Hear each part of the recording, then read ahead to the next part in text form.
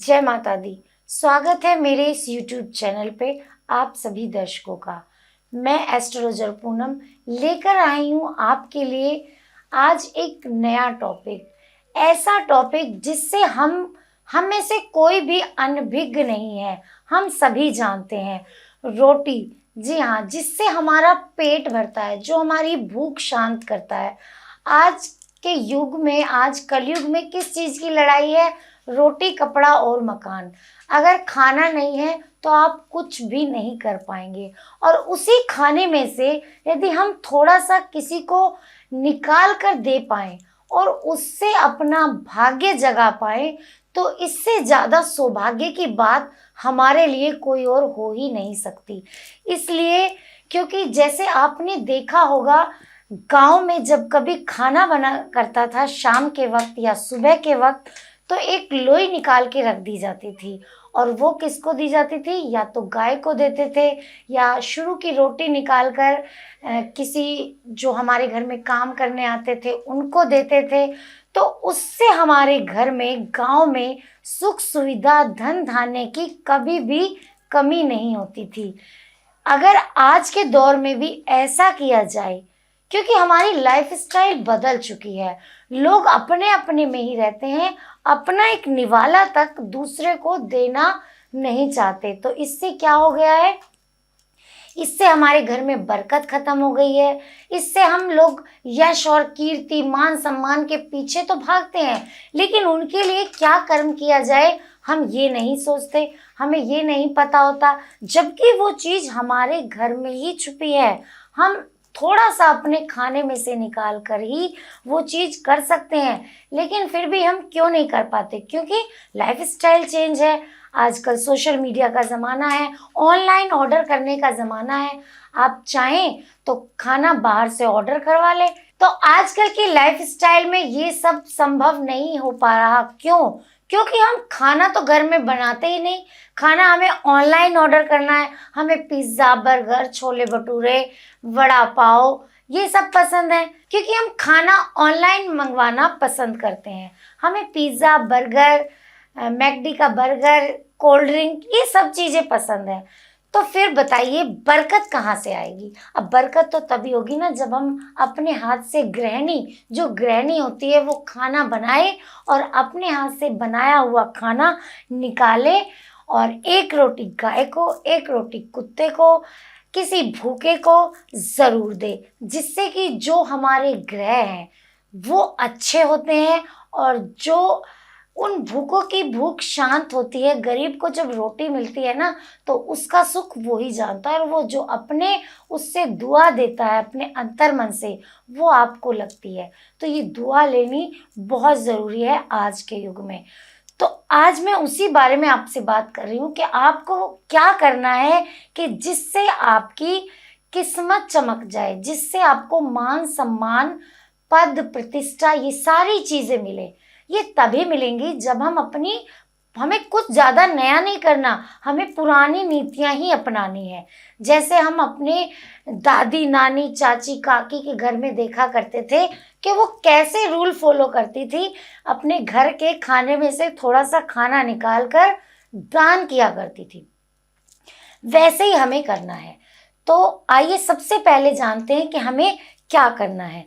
जब आप खाना बनाएं तो रसोई में से एक रोटी, सबसे पहली जो रोटी बनती है उसको निकालकर आपको गाय को खिलानी है, जिससे जो आपकी किस्मत जो दबी हुई थी, जो चमक नहीं रही थी, या कुछ भी काम करते हैं वो सफल नहीं हो रहा था, वो सफल होने लगेगा। सबसे पहला आपको ये काम करना है कि जब भी आप खाना बनाएं तो गाय की एक रोटी निकालना ना भूलें।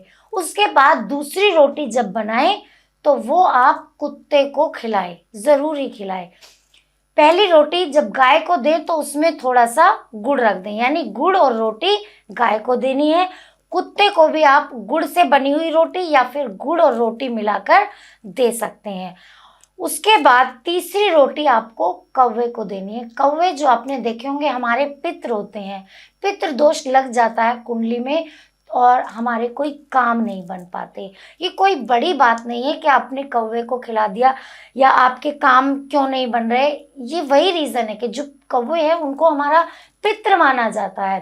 तो जब हम अपने पितरों का पेट भरपूर रखेंगे तो हमारे घर में बताइए धन धान्य की कहाँ कमी होगी। तो करने हैं ना वही पुराने रीति रिवाज। तो मैं कहा थी कि तीसरी रोटी आपको कौवे को खिलानी है और चौथी रोटी आप उस भिखारी को दें, चाहे तो कोई आपके घर पे मांगने आए। आजकल क्योंकि फ्लैट्स का सिस्टम है तो घर पे ज़्यादातर आ नहीं पाते लोग, तो आप बाहर जाएं और जो भी आपको भूखा पर्सन दिखे, देखिए पता चल जाता, आप पैसे ना दें, आप कुछ ना दें, लेकिन आपको उसको खाना खिलाना है। चाहे आप 1 रोटी दें, 2 रोटी दें, अपनी सामर्थ्य के अनुसार आपको जितनी देनी है आप उतनी रोटी दें, लेकिन आपको ये देनी ज़रूर है। तो सबसे पहली गाय को गुड़ मिलाकर, उसके बाद कुत्ते को, और उसके बाद कौवे को, और उसके बाद भिखारी को। भिखारी हो या कोई रिक्शा वाला हो, आप किसी को भी खाना खिला सकते हैं। तो इससे जो आपके जो भाग्य विहीनता आ गई है, जो भाग्य काम ही नहीं कर रहा, वो आपका बनने लगेगा। अब दूसरी बात, अगर आपकी कुंडली में कोई शनि की पीड़ा है, पहले लोग कम एस्ट्रोलॉजर्स पे जाते थे, कम मानते थे एस्ट्रोलॉजर्स को, क्योंकि उन्हें जरूरत नहीं पड़ती थी। क्यों?